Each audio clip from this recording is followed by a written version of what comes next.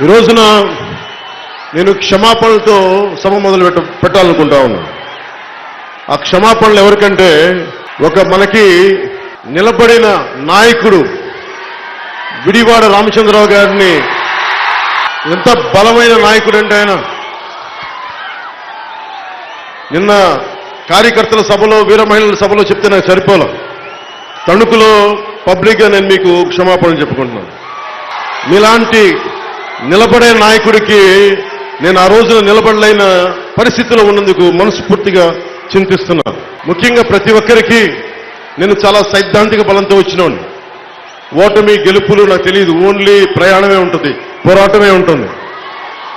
అలాంటి సిద్ధాంతాన్ని బలంగా నమ్మి సీట్ ఇవ్వకపోయినా ఇంకొకరికి ఇచ్చినా కానీ ఇచ్చిన వ్యక్తి వెళ్ళిపోయాడు ఇక్కడి నుంచి. ఏ నమ్మకంతో అయితే ఇచ్చానో 30,000 పైచులకు మీరు ఓట్లేస్తే ఆ వ్యక్తి పార్టీ నుంచి వెళ్ళిపోతే సీటు ఇవ్వని విడివాడ రామచంద్రరావు గారు ఈరోజు నిలబడినందుకు జనసేనకి మనస్ఫూర్తిగా మీకు నేను ధన్యవాదాలు తెలుపుకుంటూ అందరి ముందు మిమ్మల్ని క్షమాపణలు అడుగుతున్నాను.